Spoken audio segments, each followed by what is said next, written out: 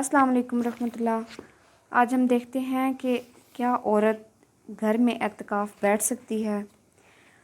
جی تو حضرت عائشہ رضی اللہ تعالیٰ عنہ سے مروی ہے کہ وہ فرماتی ہیں کہ نبی کریم صلی اللہ علیہ وآلہ وسلم رمضان کے آخری عشرے کا اعتکاف کرتے حتیٰ کہ آپ صلی اللہ علیہ وآلہ وسلم وفات پا گئے، اور پھر آپ صلی اللہ علیہ وآلہ وسلم کی بیویاں اعتکاف کرتیں۔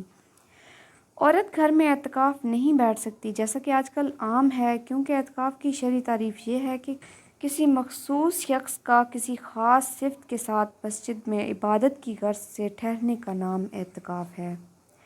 ہاں جی، تو ہر حکم جو مردوں کے لیے ثابت ہو وہی حکم عورتوں کے لیے بھی ثابت ہوتا ہے، الا یہ کہ عورتوں کے لیے الگ حکم آ جائے۔ جب اعتکاف مسجد کے ساتھ خاص ہے اور مسجد میں ٹھہرنا اس کا رکن ہے، تو پھر بغیر دلیل کے عورت سے یہ خصوصیت اور نسبت کیسے ثابت ہوگی؟ نیز سید سابق مصری رحمہ اللہ بھی اسی بات کے قائل ہیں کہ عورت بھی مسجد میں ہی اعتکاف کرے گی، جیسا کہ صحیح بخاری میں روایت ہے کہ نبی کریم صلی اللہ علیہ وآلہ وسلم خود بھی مسجد میں اعتکاف کرتے تھے اور اپنی بیویوں کو بھی مسجد میں اعتکاف کی اجازت دی۔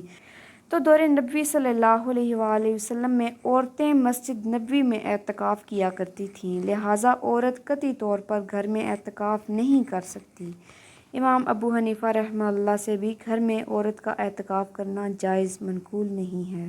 تو عورت کے لیے ضروری ہے کہ اگر عورت سمجھتی ہے کہ وہ مسجد میں محفوظ مامون ہے تو خاوند کی اجازت سے مسجد میں اعتکاف کر لے، ورنہ ترک کر دے، کیونکہ ایسی صورت میں وہ مکلف نہیں ہے۔ ہاں جی، تو یہ آج کل ہمارے معاشرے میں بہت عام چل رہا ہے کہ عورتیں گھر میں اعتکاف کیا کرتی ہیں۔ تو ہمیں احادیث سے اور قرآن پاک میں سورہ بقرہ کی آیت نمبر 187 سے پتہ چلتا ہے کہ گھر میں اعتکاف نہیں ہوتا۔ اعتکاف مسجد میں کسی خاص وجہ سے ٹھہرنے کا نام اعتکاف ہے، اس لیے گھر پر اعتکاف نہیں جائز۔ تو اللہ تعالیٰ ہمیں سمجھنے کی توفیق نصیب فرمائے، اس پر خاص توجہ کی ضرورت ہے۔ اللہ تعالیٰ ہم سب کا حامی و ناصر ہو۔ اللہ حافظ۔